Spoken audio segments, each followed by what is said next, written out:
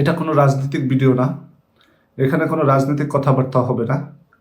শুধু নিহত ও আহতদের জন্য শোক প্রকাশ এবং তাদের আত্মার মাগফিরাত কামনার জন্য দোয়ার আয়োজন করেছিলাম।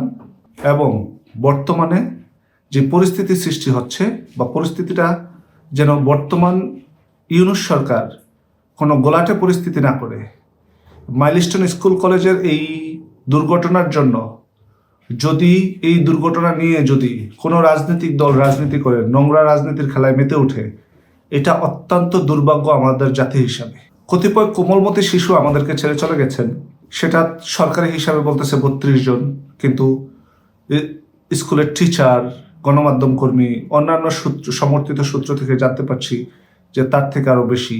এই সরকারের কাছে কখনো কোনো রিকোয়েস্ট করে নাই, ভবিষ্যৎ দলের জন্য বা নিজেদের জন্য কোনো রিকোয়েস্ট করব বলে মনে হয় না। কিন্তু এই দুর্ঘটনাটার কারণ এবং এই দুর্ঘটনায় প্রকৃত নিহত কতজন, আহত কতজন, একটা ভুলের মাধ্যমে যেন বাংলাদেশে কলঙ্কিত হয়ে না থাকে এই দুর্ঘটনাটা। আপনারা আপনাদের রাজনৈতিক স্বার্থ চরিতার্থ করার জন্য যদি এখানে কোনো ভুল তথ্য আমাদেরকে দিয়ে থাকেন বা বাংলাদেশের জনগণকে দিয়ে থাকেন, এইটার থেকে কলঙ্কজনক আর কিছু হবে না। বিভিন্ন তথ্য থেকে, বিভিন্ন সূত্র থেকে পাচ্ছি যে নিহত 100-এর উপরে, কিন্তু সরকার সমর্থিত ব্যক্তিবর্গরা বলছেন এখন পর্যন্ত নিহত 32 জন। জানি না, আল্লাহ ভালো জানে কতজন নিহত হয়েছেন, কারা নিহত হয়েছেন। প্রতিটা নিহতের জন্য আত্মার মাগফিরাত কামনা করছি। কিন্তু যারা জীবিত আছেন, আপনারা তাদের পাশে দাঁড়ান। ভয়াবহ বিপদের মধ্যে প্রতিটা ফ্যামিলি আছে, প্রতিটা আহত শিশু আছে। সবচেয়ে দুঃখজনক ব্যাপার হচ্ছে প্রতিটা কোমলমতি শিশু, 10 থেকে 13 বছর বয়সী শিশুগুলো, এই শিশুগুলোর ভবিষ্যৎ সামনে বিদ্যমান ছিল।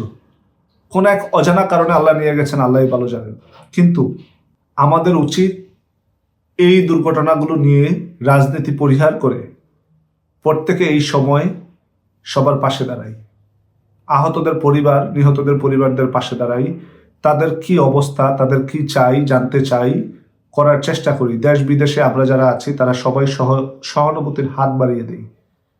দেখুন, আজকে দেখতেছি যে মাইলস্টোন স্কুল অ্যান্ড কলেজে প্রকৃত মৃত্যুর সংখ্যা জানার জন্য আন্দোলন করতে হচ্ছে। কেন এইটা হবে? প্রকৃত মৃত্যুর সংখ্যা জানার জন্য তো আন্দোলন করার কিছু নেই, এটা তো এভাবেই প্রকাশ পাওয়া উচিত। আর বিমান বাহিনীকে বলবো, ঢাকার মতো কোলাহলপূর্ণ একটা জায়গায় আপনারা সামরিক বিমানগুলো উড্ডয়ন করেন, এইটা কেমন প্রশিক্ষণ আপনাদের, এটা আমার বোধগম্য নয়।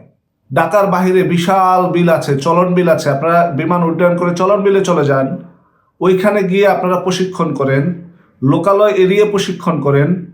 লোকালয়ের মধ্যে ঢাকার মতো একটা কোলাহলপূর্ণ জায়গাতে আপনারা কেন বিমান বাহিনীর বিমানগুলোকে প্রশিক্ষণ করেন, আমাদের সাধারণ মানুষের বোধগম্য নয়। এই সরকারের একটা সিদ্ধান্ত নিতে গিয়েও অনেক হইতেছে যে আজকে পরীক্ষা হবে কি হবে না। জাতি হিসাবে আমরা লজ্জিত যে শোক দিবস ঘোষণা করা হয়েছে আজকে 21 তারিখে, কিন্তু পরীক্ষার ডিসিশন, পরীক্ষা দিবে কি দিবে না, আরেক কয়েক লাখ কোমলমতি শিশুদেরকে রাত্রের 1টা, 1:30, 2টা, 3টা পর্যন্ত অপেক্ষা করতে হয়েছে যে পরীক্ষা হবে কি হবে না তার জন্য। কেন?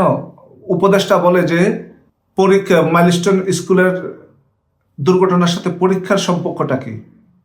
জাতি হিসাবে আমরা নির্লজ্জ, বেহায়া জাতি যে একটা স্কুলে দুর্ঘটনায় শত শত ছাত্রছাত্রী আহত হয়েছে, নিহত হয়েছে, তাদের শোক সমবেদনা প্রকাশ করতে পারছি না, আবার জোর করে চাপিয়ে দিচ্ছি এইটার সাথে ওইটার তুলনা কি সেটা নিয়ে।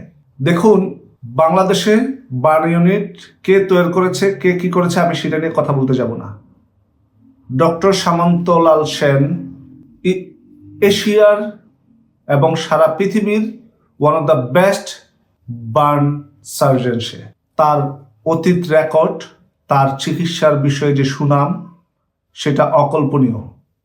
কিন্তু এই সরকার তাকে জেলে পুরে রেখেছেন। আজকে জাতির এই কতিপয় শিশুদের দুর্দিনে ওনার উচিত প্যারেলে হলো মুক্তি দিয়ে এই শিশুগুলোর যারা জীবিত আছে তাদের পাশে দাঁড়ানোর। এই সরকার ক্ষমতায় এসে 5ই আগস্টের পরে বার্ন ইউনিটের সকল সার্জনদেরকে, যারা আওয়ামী লীগের আমলে ছিল, সকলকে, যাদেরকে পারছে চাকরি থেকে বিতাড়িত করে দিয়েছে, যারা ছিল তাদেরকে এমন এমন জায়গায় ট্রান্সফার করেছে যেখানে বার্ন ইউনিট বলতে কোনো শব্দই নেই।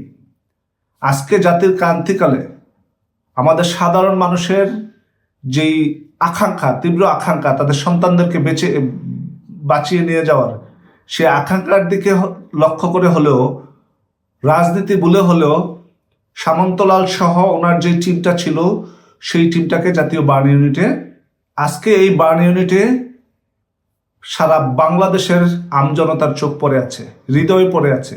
কান্নায় পরিবেশ, আতঙ্ক সৃষ্টি হচ্ছে যে আদৌ তাদের সন্তান কি বাঁচবে কি বাঁচবে না। হাজারো মায়ের আহাজারে, শুধু একটা সন্তান নয়, এটা একটা পরিকল্পনা, এটা একটা ফিউচার। কত মা বছরের পর বছর কষ্টের বিনিময়ে একটা সন্তান আল্লাহর কাছ থেকে উপহার পেয়েছেন। সেই সন্তান আজকে মৃত্যুর শয্যায়, কেউ মারা গেছেন, কেউ মৃত্যুর শয্যায় পাঞ্জা লড়ছেন। আমরা আসুন সব রাজনীতি ভুলে তাদের পাশে দাঁড়াই, তাদেরকে সহানুভূতি দেখাই, তাদের সাহায্য করি।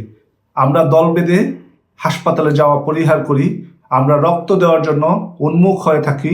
যেখানে যা লাগবে, রক্ত, চিকিৎসা, অর্থ যা লাগবে আমরা দেওয়ার জন্য তৈরি থাকি। প্রধান উপদেষ্টার যেই পেজটা আছে সেই পেজ থেকে অর্থ সাহায্য চেয়েছেন। দেশের এত খারাপ অবস্থা যে আপনি এই কয়েকশো শিশুকে চিকিৎসা করানোর জন্য আপনার টাকা প্রয়োজন হয়। আপনি যদি চিকিৎসা করাতে না পারেন তাহলে সাধারণ মানুষের উপর ছেড়ে দেন। বলেন যে আমার সরকার চিকিৎসা করাতে পারবে না, আপনারা যার যার সন্তান তারা চিকিৎসা করেন। সাধারণ মানুষ সেই চিকিৎসার দায়িত্ব নিবে।